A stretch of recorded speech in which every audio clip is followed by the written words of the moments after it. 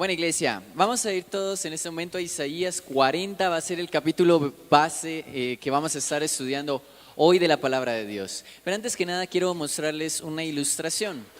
Resulta que una vez un importante empresario fue a una región, a un pueblito. Y entonces se fue porque estaba buscando al artesano más hábil que había en este pueblo. Entonces este artesano pasaba horas haciendo su trabajo. Y entonces él hacía las vasijas y todo. Y entonces el empresario lo mira y dice, tú eres el que yo necesito para mi empresa. Entonces el artesano está haciendo ahí y le dice, claro que sí, yo voy a ir a trabajar con usted. Y entonces contrata al artesano. Cuando se va entonces a la empresa, el empresario le dice al artesano, vas a estar un mes donde te vamos a estar preparando. Pero el artesano entonces le dio el orgullo y dijo, a mí no me importa esto, ¿sabes? Porque yo he hecho este trabajo por años, así que no creo que nada de esto me vaya a quedar difícil. Así que entonces el artesano dijo, yo no necesito esa preparación. Y empezó de una vez. Cuando el empresario vio la actitud del artesano, le dijo, bueno, está bien. Entonces se sentó en la mesa y empezó. Y miró la mesa. Dijo, ¿y dónde está el pedal para darle la vuelta a la mesita? Entonces el empresario le dijo, no, pues lo que pasa es que es automático, hunda ese botón que está ahí. Hundió el botón y ahí sí empezó a girar la mesita. Y entonces el artesano dijo, uy, esto es tecnología. Dijo, sí, porque es que nosotros antes teníamos de las mesitas que con el pedal le dabas vuelta, pero entonces pues eso desgastaba los pies a las personas y por eso pues eso nos implicaba más gastos médicos, se nos incapacitaban más, se nos encalambraban y por eso hemos renovado. Entonces el artesano se puso muy furioso y dijo, ¿sabe qué? Yo no quiero trabajar con usted, porque usted no lo está haciendo como yo lo hago y perdió esta oportunidad de trabajo.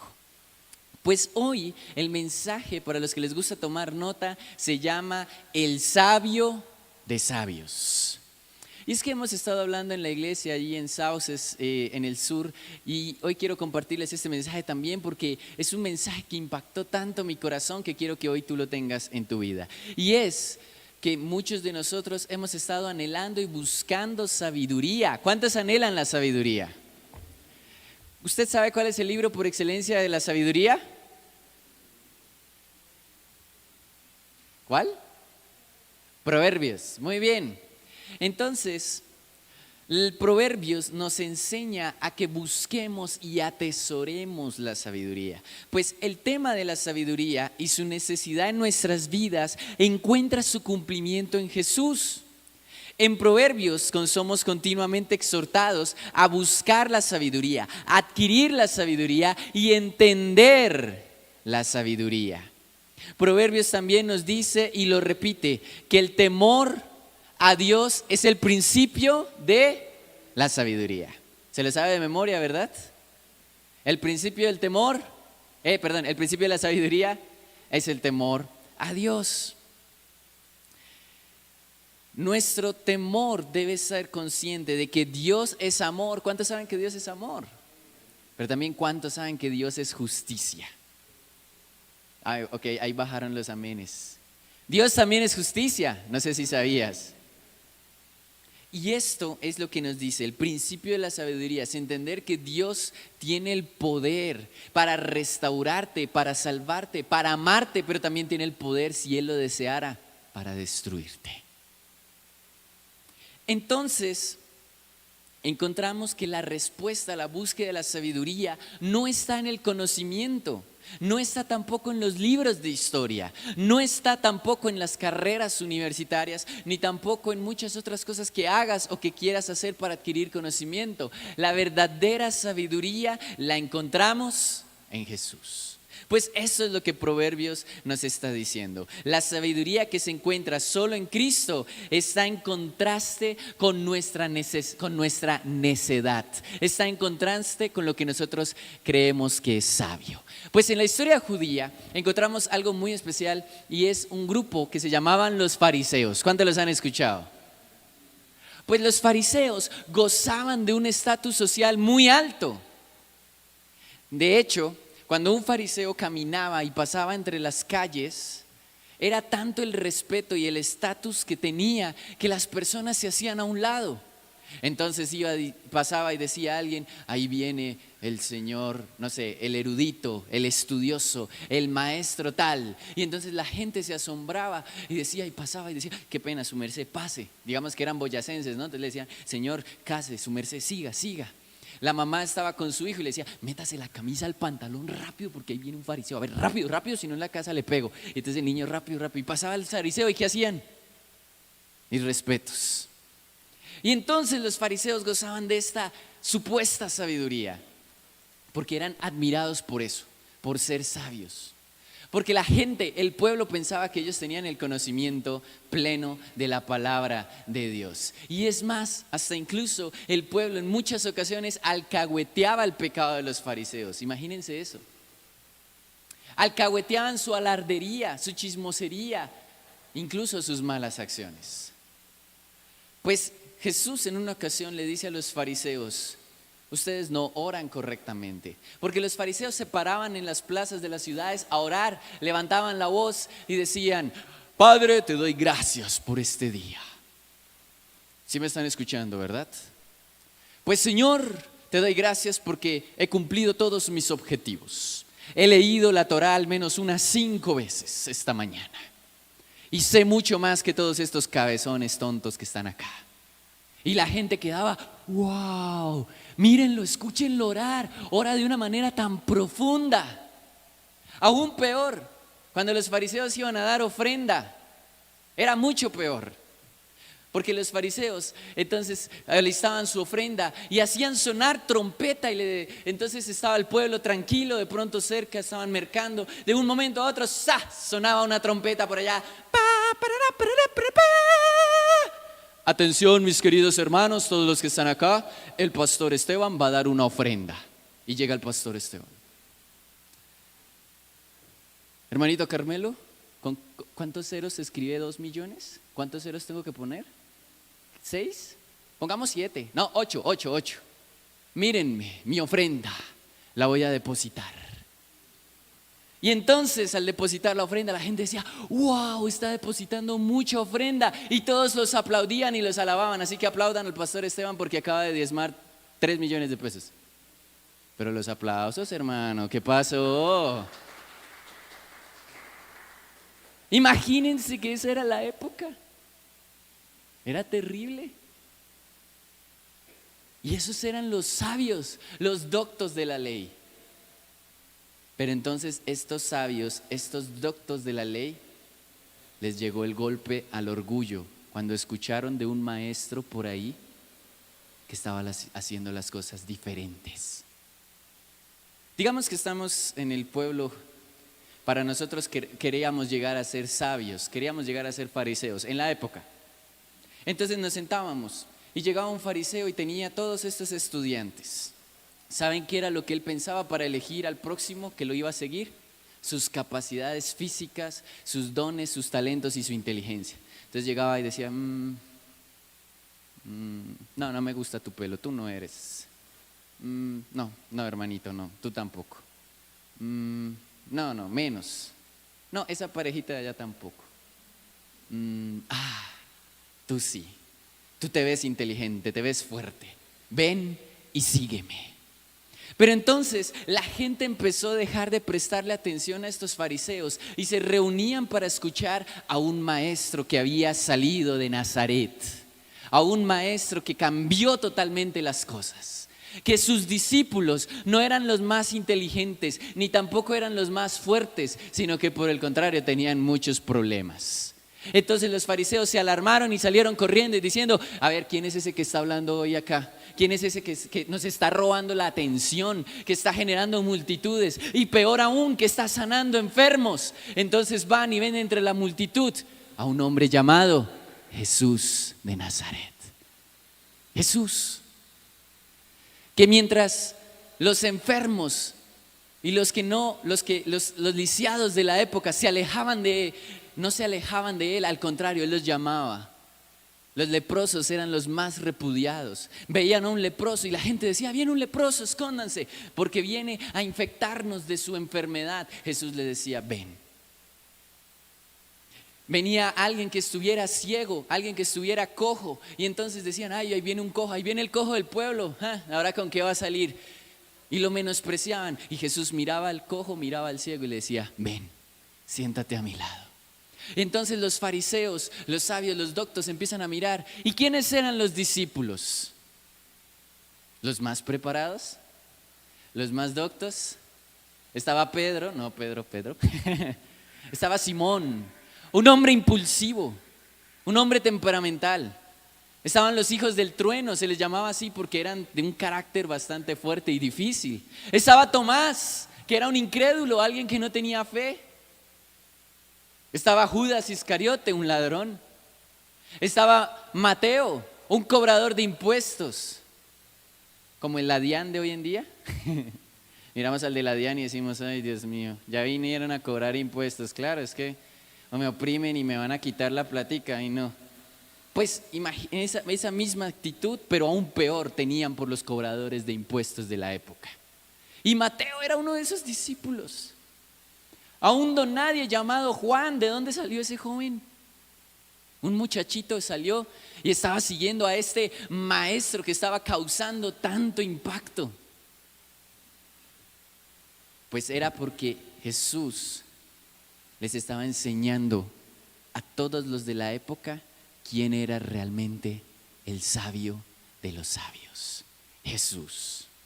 Pues nosotros hoy en día creemos muchas veces que nosotros somos más sabios, incluso aún que Dios, y menospreciamos a otros, como lo decían los fariseos, porque creemos que nunca van a alcanzar a ser tan sabios como lo somos nosotros. Pero oh sorpresa, sí hay alguien más sabio que nosotros, y es el Señor Jesucristo. Ahora, muchas veces nosotros pensamos que las cosas son así. ¿Se acuerdan de la historia del artesano que les dije al principio? Muchas veces pensamos que porque lo hemos hecho así por 10 años, es que yo he dirigido la alabanza por más de 5 años y es que es así y punto. Es que yo he predicado por más de 10 años y es que así y punto. Pero el Señor viene y decir, ok, pero ahora quiero que lo hagas de esta manera. ¿Usted qué haría? Es que yo he sido un padre así por más de no sé cuántos años. Yo soy así, nací así, creceré así, moriría así. Y Jesús, ¿qué dice? Yo quiero que cambies. ¿Eso no nos costará? ¿Eso no nos va a doler? Claro que sí, porque a veces pensamos que nuestros caminos y nuestros pensamientos son superiores a los de Dios. Pues Isaías 55 nos dice todo lo contrario. No lo busque porque vamos a profundizar Isaías 40, pero quiero usar esto para introducir este mensaje. Dice, porque mis pensamientos no son tus pensamientos, ni mis caminos son tus caminos, dijo el Señor. Como son más altos los cielos que la tierra, así son mis caminos más altos que los tuyos, y mis pensamientos son mucho más altos que tus pensamientos, dice el Señor Jesús en Isaías capítulo 55, 8 al 9. Ahora, ¿alguna vez has cuestionado a Dios? Yo sí. ¿Alguna vez le he dicho al Señor, no Dios, creo que yo lo puedo hacer mejor que tú? Y yo creo que el Señor Jesús me mirará y dirá como, ¿en serio? Yo muchas veces le he dicho, no, yo creo que es así. Yo creo que sé más que tú. Pues cuando yo siento que me creo más que Dios, más que mis líderes, más que mis pastores, más aún que mis padres, el Señor siempre me lleva a Isaías 40. Y te lo quiero leer. Dice, versículo 12 en adelante. ¿Quién midió las aguas con el hueco de su mano y los cielos con su palmo? Con 3 dedos juntó el polvo de la tierra y pesó los montes con balanza y con pesas los collados. ¿Quién enseñó al Espíritu de Jehová o le aconsejó enseñándosele? ¿A quién pidió consejo para ser avisado? ¿Quién le enseñó el camino del juicio o le enseñó ciencia o le mostró la senda de la prudencia al Señor?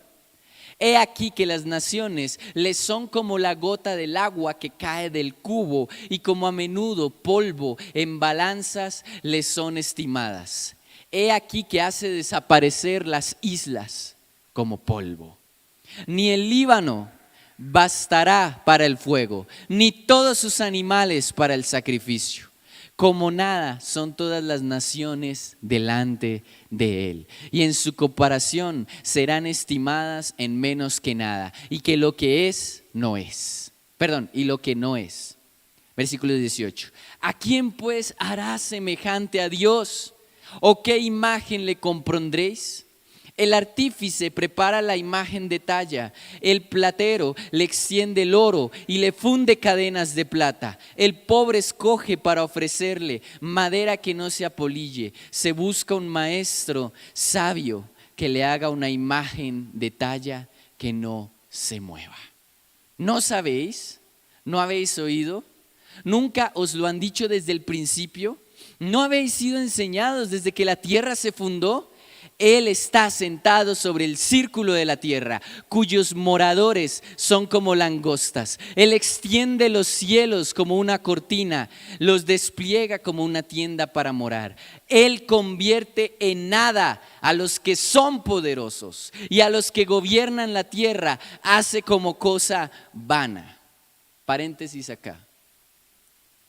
La salvación de Colombia no está ni en la derecha política, ni en la izquierda, ni en el centro, ni el centro izquierda, ni el centro derecha. No está en el partido tal, no está en el otro partido, no está en este candidato ni en este otro candidato. Hermano, quítese de la mente, ellos nunca nos van a salvar de esta nación, jamás. El único que nos puede salvar es nuestro Señor Jesucristo. El único que puede restaurar las familias de esta nación es Jesús. El único que puede cambiar los corazones de los administradores y los gobernantes que por años han sido corruptos no es este ni otro candidato, es el Señor Jesucristo. Por eso sigo creyendo que la salvación para esta nación está en Jesús, el Hijo de Dios, y no en un candidato político. Porque Él siempre demuestra que tiene mucho más poder que los poderosos de toda la tierra. Versículo 24. Como si nunca hubieran sido plantados, como si nunca hubieran sido sembrados, como si nunca su tronco hubiera tenido raíz en la tierra, tan pronto como sopla en ellos se secan y el torbellino se los lleva como la hojarasca. A todos estos poderosos. ¿A qué pues me haréis semejante o con qué me compararás? Dice el Santo. Levanta en alto vuestros ojos y mira quién creó todas estas cosas. Él saca y cuenta su ejército, a todos los llama por su nombre. Ninguna cosa faltará. Tal es la grandeza de su fuerza y el poder de su dominio. Iglesia, si Dios creó todo lo que vemos hoy, el cielo, la tierra, el universo y todo lo que hay, ¿quién eres tú para pensar que sabes más que Dios? ¿Quién eres tú para creer que eres más sabio que el sabio de los sabios? ¿Por qué le sigues siendo necio delante de Dios? Porque dice, Señor, es que es mejor a mi manera, ¿sí? Pues yo creo que la vida te ha enseñado que a tu manera las cosas no salen bien. Cuando yo quiero hacer las cosas a mi manera, mis hermanos, nunca me va bien. Me endeudo, me lastiman, me rompen el corazoncito, rompo el corazón de otros, lastimo a otros, me vuelvo insensible, grosero, altanero, falto de amor y de un carácter difícil. Pero cuando me rindo delante del Señor y le digo, Señor, no lo hagamos a mi manera, sino mejor a tu manera, es ahí cuando realmente empieza la sabiduría de Dios a llenarme y así me puedo parecer más al sabio de los sabios, nuestro Señor Jesucristo. Y el Señor y el Espíritu Santo hoy te dice, iglesia, no lo hagas más a tu manera. No lo hagas más como tú crees que está bien. Es que yo he hecho esto así por años y años y años y es que nadie me va a cambiar. No. Es que árbol torcido no hay quien lo enderezque. No. El Señor puede transformarte. El Señor puede cambiarte. ¿Sabes por qué Jesús escogió de lo vil y menospreciado de la época? Escogió a los pescadores, que no era un trabajo tan wow. Escogió a Mateo, que era un publicano. Escogió a Tomás, que era falto de fe, etcétera, etcétera, etcétera. ¿Sabes por qué los escogió? Porque Él los iba a procesar. Y al procesarlos, los convirtió en sabios. Que si no hubiera sido por ellos, hoy no estaría hablando de las hazañas que hicieron los apóstoles a través de la historia. ¿Y sabes qué hicieron? Pues nada más y nada menos que fundar la iglesia. Muchas de las enseñanzas que hoy tenemos y sabemos son gracias a los apóstoles.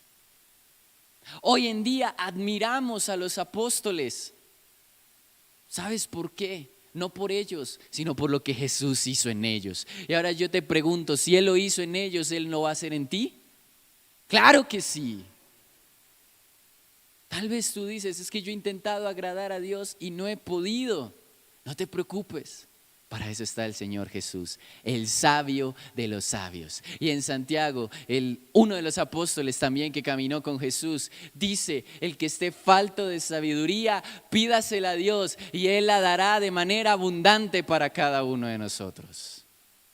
Hoy el Señor te mira a los ojos y te dice, yo quiero hacerte sabio como yo lo soy.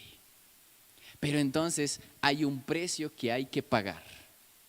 Y con esto terminamos el mensaje del día de hoy. Hay un precio que tenemos que pagar y ese precio es rendir nuestra sabiduría humana delante de Dios. Es rendir esa cosa que nosotros creemos que está bien delante de Dios y decirle, Señor, yo no sé nada, tú sí sabes. Y esto nos va muchas veces a costar, porque ser procesados no es fácil. En una ocasión estaba con una persona en una consejería y me miró con mucha tristeza, amargura y rabia en su corazón y me dijo, Esteban, ¿por qué me está pasando esto? ¿Por qué estoy sola? ¿Por qué me abandonó el papá de mi hijo? ¿Por qué mi hijo está creciendo en ambientes hostiles? ¿Yo qué hice? Cuando esta persona me dijo esto, la miré a los ojos y le dije, ¿sabes por qué te está pasando eso? Porque te creíste más sabio que Dios. Te creíste más sabio que el Espíritu Santo. Cuando tú ibas a estar con ese hombre, tu familia te advirtió por medio de Jesús que no te metieras con ese hombre. Pero igual no quisiste hacer caso, porque pensaste que eras más sabio que Dios. Cuando en la iglesia te decían que cuidaras tu cuerpo, que no lo entregaras fuera del matrimonio, tú creíste que sabías más que Dios y aún así lo hiciste. Y hoy estás pagando las consecuencias de lo que tú creías que fue sabio en tu época. Hoy en día muchos de nosotros podemos estar en problemas, en serios problemas. Muchos de ellos por causa de nuestra sabiduría. El Señor nos ha hablado de muchas maneras a través de la historia para prevenir, para cuidar nuestro corazón. Pero muchas veces nosotros decimos, Señor, ¿sabes qué? Yo soy más sabio. Hagámoslo mejor a mi manera. Pero cuando te estrellas y la vida te da los golpes, ahí sí te levantas y dices, Señor, ¿por qué a mí? ¿Yo qué hice? Pues lo que hiciste fue querer hacer todo a tu manera. El Salmo 119, versículos 71 y 72, con esto cierro, dice, bueno me es haber sido afligido, haber sido procesado para que yo aprenda tus leyes. Mejor me es la ley que procede de tu boca que miles de piezas de oro y plata. Yo tengo una pregunta que hacerte, iglesia, hoy. ¿Estás listo para conocer al sabio de los sabios? ¿Estás listo para rendir tu sabiduría de años de experiencia delante del sabio de los sabios? ¿Estás listo para dejar delante de él tus pensamientos, lo que tú crees que es correcto, para conocer al sabio de los sabios? ¿O quieres envanecerte todavía en tu propia sabiduría y hacer las cosas a tu manera? Piénsalo muy bien y te lo vuelvo a preguntar. ¿Estás listo para conocer al sabio de los sabios? Quiero que esta pregunta la reflexiones durante esta semana, en tus actividades, en tu casa, y podamos pensar que Él es el sabio de los sabios. Hay una canción, Dani, si la puedes colocar, me encanta, que se llama Isaías 40, precisamente. Y es una invitación a rendirnos delante del sabio de los sabios. Así que quiero que te coloques de pie en este momento y le podamos decir al Señor: Padre, hoy vengo a rendirme delante de tu sabiduría, Señor. He hecho las cosas a mi manera y han salido mal, Señor. Pero hoy digo, ¿quién ha podido formar con su mano los mares? ¿Quién ha podido hacer todas las estrellas? ¿Quién ha logrado crear de la nada todo lo que existe y aún con su mano?